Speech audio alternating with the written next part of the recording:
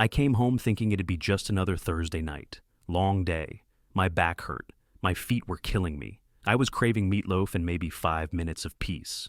But as soon as I opened the front door, I knew something was wrong. The house was dead silent. No TV, no clatter in the kitchen, just this low thud from upstairs, like drawers opening and closing. I dropped my keys on the counter and walked up. Amanda was in our bedroom, tossing clothes into a suitcase like she was late for a flight. Her face was tight, cold, no makeup, not even a glance at me. "What the hell are you doing?" I asked. She kept folding shirts. "What I should have done years ago. My name's Dave. I'm 56 now, but this all started just after our 25-year anniversary. And that's how it ended, with her throwing socks into a suitcase while I stood there in my work shirt, still smelling like brake fluid. Quick note, before listening, share which city or country you're watching from." I stepped closer. "Amanda, talk to me. What's going on?" She finally looked up. Her eyes were dead. Not angry, not sad, just empty. "I'm leaving." "Leaving where? What are you talking about?" She zipped up the suitcase and straightened up like I was just some guy blocking the door, with someone who actually understands me. I felt like I got sucker punched in the chest. "You're serious?" She didn't answer. Just grabbed her purse, phone charger dangling out, and pushed past me. No hug, no goodbye. Just, "I'll be by later for the rest." I followed her down the stairs, trying to keep up. "What about Logan? You're just walking out on your son?" She stopped at the door. "You'll figure it out, like you always do." "Amanda," she turned back, hand on the doorknob. "Oh, I need my half of the savings. All of it, including the college fund." I blinked. "You want what?" "My half. Transfer it tonight." "You're out of your goddamn mind. That's our son's future." She cut me off.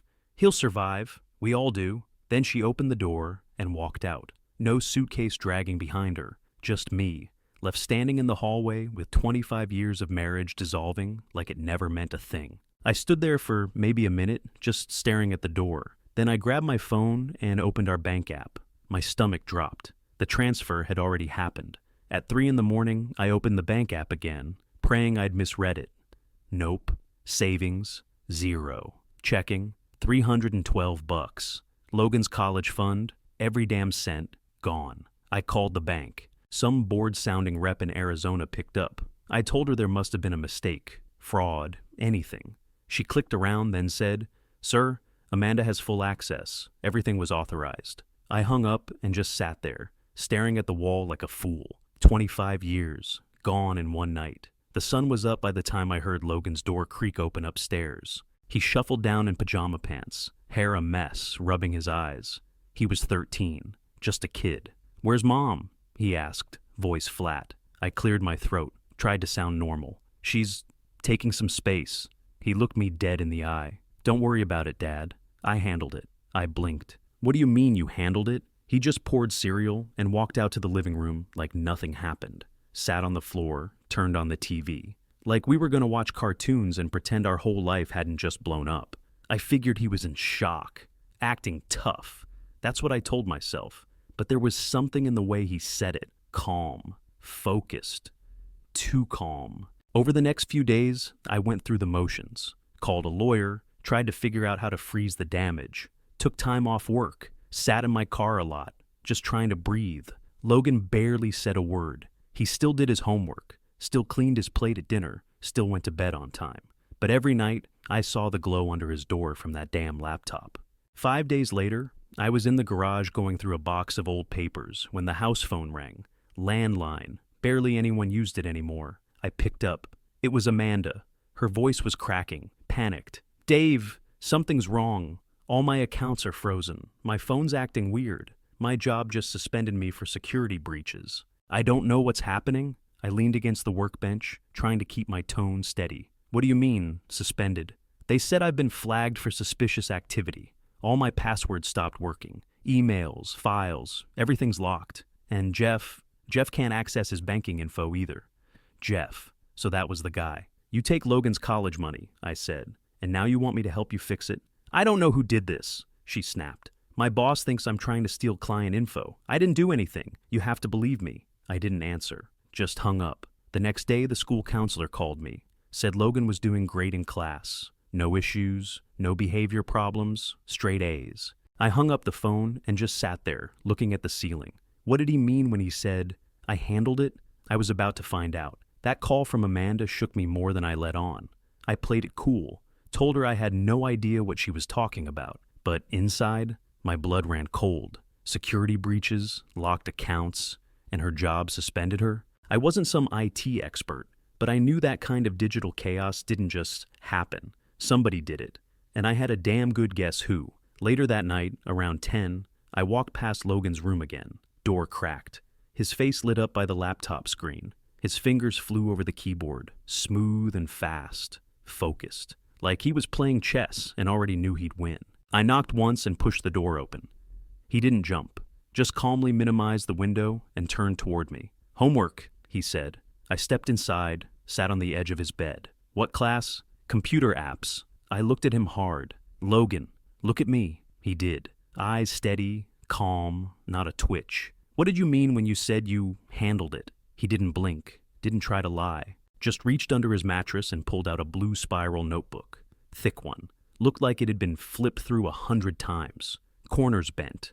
A couple pages dog-eared. He handed it to me. I opened it, and my jaw locked. Passwords, dozens. All in Amanda's name. Email screenshots, phone call logs, bank routing numbers, timestamps, IP addresses. "What the hell is this?" I asked. "Proof," he said.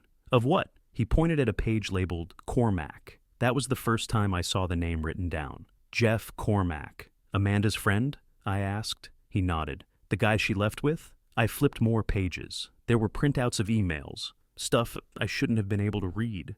Stuff Amanda definitely didn't mean for me to ever see. "You hacked her?" I asked, my voice low. "She made it easy," he said. "She used the same password for everything, and she left her phone unlocked one night." "When?" "Couple months ago." I ran a hand down my face. "You've been doing this for months?" She got sloppy. I started watching. She didn't even notice. I stared at him. He wasn't gloating, wasn't even proud, just matter of fact. "You've been tracking them?" "Yeah." I looked back at the notebook. There were screenshots of text messages between Amanda and Jeff. Plans, wire transfers, even jokes about cleaning house. "You saved all this?" "Encrypted backups too," he said. I stood up and started pacing. My stomach flipped. "Logan, this is serious. This isn't just spying, this is evidence," he cut in. "You needed to know what they did. Now you do?" I turned to him. "You're 13. He shrugged. "So what? They didn't care about that when they drained my college fund. That shut me up." He stood, grabbed the notebook back, and slid it under his mattress like it was no big deal. I couldn't even argue, because he was right. They'd tried to disappear, thought we'd roll over and take it. But Logan wasn't playing defense. He was already building his case. I stood there, still in the middle of his room, trying to wrap my head around what I'd just seen. "Logan," I said, "start from the beginning. All of it." Then he pulled up a folder labeled Fraud. "This is where it gets worse," he said. Inside were screenshots of credit card applications. Not in Amanda's name, in mine, in his. "They opened 5 cards under your name, 3 under mine. Approved because of your credit history." My hands balled into fists. "What?" "She also applied for 2 personal loans. One was approved last month, 10 grand. You never saw it because they used an online-only lender with a fake email account." "Jesus Christ. They weren't just trying to take the money, Dad," he said. "They were trying to bury us in debt so they could walk away clean." I sat down hard on his bed. My head was spinning. "They tanked our credit, emptied the accounts, and tried to disappear," he said, pulling up one final folder. "But I got to it before they finished." Inside were flagged accounts, confirmation emails, loan documents, all tied to Amanda and Jeff. Some were already frozen. Others were pending investigation. "You reported this?" He looked me in the eye. "Not yet. I was collecting everything first. But I already filed anonymous complaints with 2 banks and the FTC. If you say the word, I'll finish it." I stared at him. 13 years old, calm, focused, not shaken at all. "This is a lot," I said quietly. "I know. This isn't just getting back at her. I'm not getting back at anyone," he said. "I'm stopping them." I looked at the screen one more time. All that data, all those receipts. Amanda and Jeff weren't just cheaters. They were criminals. I didn't say anything for a while, just stared at the folders glowing on his screen, every one of them like a nail in Amanda's coffin. Then Logan said, "It's already in motion." I looked at him. "What do you mean?" He opened a browser and pulled up a dashboard I didn't recognize. Some kind of encrypted file sharing system. I already reported the fraud. Anonymous complaints, Amanda's firm, her licensing board, the IRS, 3 banks, sent them everything they need to launch investigations. I blinked. Wait, you already did that? He nodded. 2 days ago. I wanted to make sure it all landed before they noticed. I rubbed my temples. Jesus, Logan. That's not all, he said. He clicked into another folder. I sent a copy of the packet to Jeff's boss, his ex-wife too. They still share accounts. She needed to know what he's dragging her into. I stared at the screen. My 13-year-old had just blown up a coordinated fraud operation, like it was a science project. How'd you freeze the accounts? I asked. Used your ID info to verify with the banks. Reported identity theft. Froze mine too, just in case. He switched tabs and opened a PDF, a mortgage application. Property in Chandler, Arizona. 2 names on it. Jeff Cormack and some random guy I'd never heard of. I traced the identity they used for the mortgage co-signer, Logan said. It's stolen. I flagged it with the lender. You serious? They won't get approved now. And even if they did, the IRS has everything. I let out a breath, leaned back against the wall. Okay, but if this gets messy, we need proof. Solid proof. Logan gave a little smirk and clicked open one more folder, labeled insurance. It was all there. Video from our living room cam. Amanda sitting at my laptop, punching in bank info. A phone recording. Her voice on speaker. Walking Jeff through the transfers, talking like it was just another errand. Text screenshots. Jeff bragging about scrubbing the old man's name off everything. Emails, dates, locations, login times. They can't fix this, Dad, Logan said. It's already out there. Everyone that needs it has it. The second they try to deny anything, the hammer drops. I didn't even know what to say. That night, the phone rang again. Amanda. She was crying, hard, voice shaking. Dave, tell whoever's doing this to stop. Please. Jeff's been fired. My accounts are locked. We can't access anything. Someone's ruining our lives. I put the phone on speaker. Logan was sitting across from me at the kitchen table, arms crossed, face calm. She kept going. I don't know what's happening. People are asking questions at work. Jeff's ex-wife is threatening to sue. Someone sent everything to my boss. You have to make this stop. I didn't speak, just looked at Logan. He leaned forward, his voice low but steady. They ruined our life first. Amanda went quiet. For the first time, I think she understood. This wasn't revenge, he said. This was protection.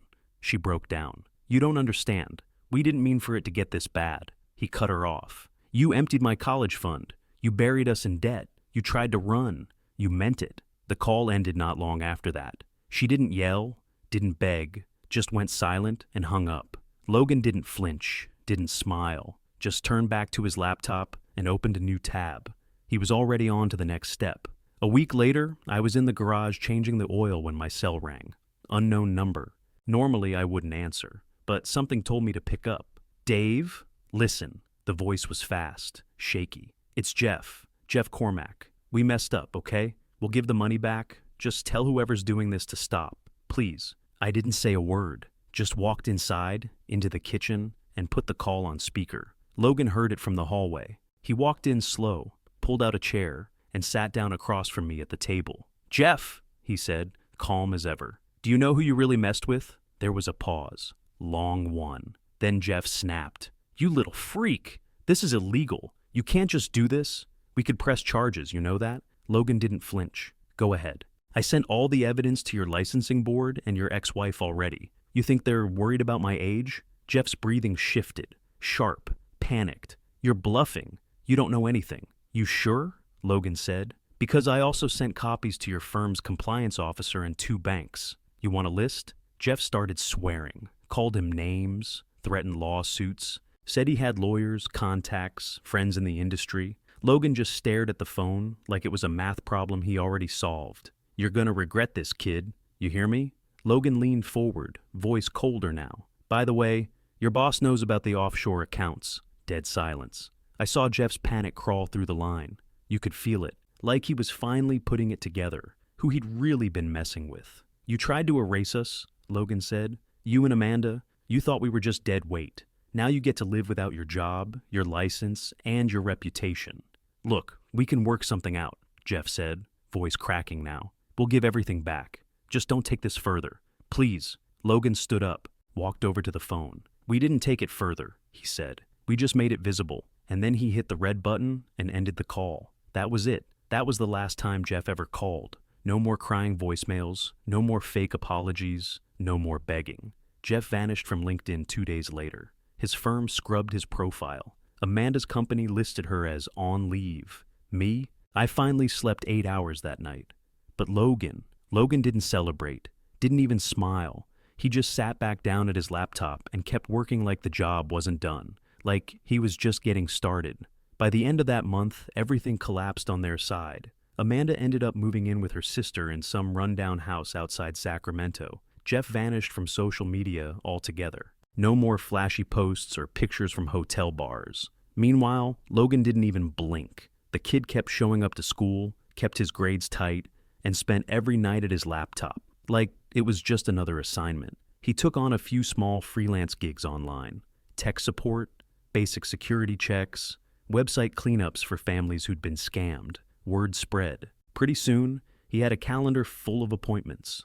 Parents who'd been drained by spouses, people trying to trace sketchy financial activity. They'd email a consultant, not knowing they were talking to a 13-year-old in his bedroom with an old gaming headset. Logan rebuilt his college fund in under 5 months. He didn't spend a dime. Said he wanted it clean. One night, I walked into the living room. He was sitting there on the couch, hoodie up, typing fast like always. I sat down across from him. Do you ever feel bad? He didn't stop typing. About what? About what happened to your mom. He finally looked up. No, I didn't respond right away. She made her choice, he added. Simple. That stuck with me. We started going to counseling a couple weeks later. Not because he asked, because I needed it. I'd been carrying the whole thing in my chest, like a weight I couldn't shake. Rage, guilt, the constant loop of how the hell did I miss it. Logan went because I told him it wasn't about being broken. It was about being allowed to feel. He didn't resist. He didn't argue. Just sat there in that room with Dr. Feldman like it was a regular Monday. And you know what? He wasn't broken. He didn't cry, didn't act out, didn't spiral. He just adapted. He'd seen too much, done too much, and walked out the other side sharper than anyone had a right to be at his age. But he wasn't reckless, wasn't cruel, just focused. Almost cold, yeah, but never out of control. And somehow, I was okay with that. A couple weeks after our third therapy session, a paper showed up on the porch. Local rag, usually full of garage sales and high school sports scores. But that morning, the front page caught my eye. Financial advisor under investigation for multi-state embezzlement scheme. Right there in bold, Cormac, Jeff. Ongoing charges pending. Investigation triggered by anonymous whistleblower. I handed it to Logan without saying a word. He barely reacted. Just cut the article out with scissors, walked to his room, and taped it to the wall above his desk. Right between a sticky note labeled OPSEC and a quote that said, "Nobody's coming. Do it yourself." He never brought it up again. But after that, his inbox blew up. Turns out, word spreads fast when you quietly ruin the lives of 2 financial predators, especially in small online groups full of single parents and folks recovering from divorce scams. He started offering family fraud protection consulting for $50 an hour. Clients thought they were talking to some 30-something cybersecurity pro with military clearance. They never saw his face. Just email threads, shared folders, and voice calls run through a modulator that dropped his voice an octave and ran it through static. He told one woman he worked out of a remote facility. I asked if he felt bad lying. "They don't need to know who I am," he said. "They just need help." One night, I sat across from him while he was reviewing a case. Some woman in Colorado whose ex-husband drained her 401k and left her with tax debt. "You ever think about working for a real company someday?" I asked. He didn't even look up. "Only if I can keep control." That hit me. Logan wasn't just doing this to make money. He was building something. Something real. Something dangerous to the wrong people. He kept it tight. No full names, no addresses. Used a secure laptop, burner emails, VPN chains. His whole setup was locked down tighter than most law firms, and he never bragged, never slipped, just worked. By the time he turned 14, he had a wait list. People actually waiting, hoping for this mystery consultant to take on their case. He was getting emails every day, mostly single moms, grandparents raising kids, people who got left behind and bled dry. "They need help, Dad," he told me one night. He was eating cereal, half focused on another intake form, and I know exactly how it feels to be left with nothing. He wasn't angry when he said it, wasn't bitter, just sure. It was a Saturday morning. Logan was at the kitchen table, sorting through intake notes for a new client. I was making coffee. The landline rang. I hadn't heard it in weeks. Logan glanced at the caller ID and didn't move. "Amanda," I said quietly. He pushed his notes aside. Let it ring. It didn't. She called back. I didn't want to pick up. I really didn't. But something told me it was time. I hit the button and held the phone. Said nothing. There was a pause, then her voice. I wanted to say, "I'm sorry." Logan stood up, walked over, and took the receiver from my hand like we'd already agreed on it. He didn't raise his voice, didn't hesitate, just said, "You're not calling to apologize. You're calling because nobody else will answer." She broke fast. "I lost everything," she said, words tumbling over each other. "Jeff left me. My account's still frozen. They're investigating me. I can't even get a job interview. People look me up and won't call back." Logan didn't say a word. "You could have had everything," she cried. "You and your dad. We were a family. I made mistakes, but we were a family." "No," Logan said. "We were a target. You made us a target." I stood still, hand clenched around my coffee mug. "I didn't know what Jeff was going to do," she said. "I thought we were starting fresh. I didn't mean for it to get that far. Please, Logan, you have no idea what it's like now." He looked at me, then back at the phone. "You left us for a paycheck and a beach house in Arizona. It wasn't like that," she whispered. I wasn't thinking clearly. I was, lost. "You can't hate me forever. I'm still your mom." Logan didn't flinch, didn't blink. He just pressed the red button and ended the call, set the phone back in its cradle. He stood there a second, didn't speak, then walked back to the table and sat down, picked up his notes again like the call never happened. We sat in silence for a long time, the kind of silence where every sound in the house feels 10 times louder. The hum of the fridge, the quiet tick of the clock. "You good?" I finally asked. Logan didn't look up. "Yeah." He flipped a page in his notebook. "She's where she belongs now." It's been over a year since Amanda walked out that door. Logan turned 14 last month. Didn't want a party. Just asked for more RAM and a second monitor. I didn't argue. He built a secure website from scratch. Free fraud prevention resources, step-by-step tools, red flag trackers, even a chatbot that guides people through freezing their credit.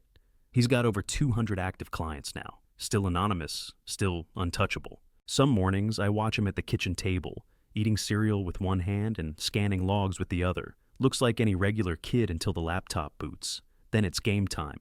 Locked in, focused, running his cases like a one-man justice department. We still go to therapy every Thursday. Not because he's damaged, because I don't want to be the only one he talks to. Dr. Feldman said something interesting last week. We were sitting in those awkward leather chairs, Logan doodling on the armrest. "She's not sure most adults could have handled what he did," she said. "He's not cold. He's adapted. It's survival through mastery." That hit me, because she was right. Logan didn't break. He built. Out of wreckage, out of betrayal, out of everything Amanda tried to torch on her way out. He never once said he wanted revenge. Never talked about making her pay. He just wanted to make sure it never happened again. To him or anyone else. He told me last night he's planning to use the business to pay for college outright. No loans, no debts. Not letting anyone control my future, he said. Not ever. I believe him. I don't worry about him the way I used to. Not because he's invincible, but because he's already made peace with the worst parts of life, and he turned it into fuel.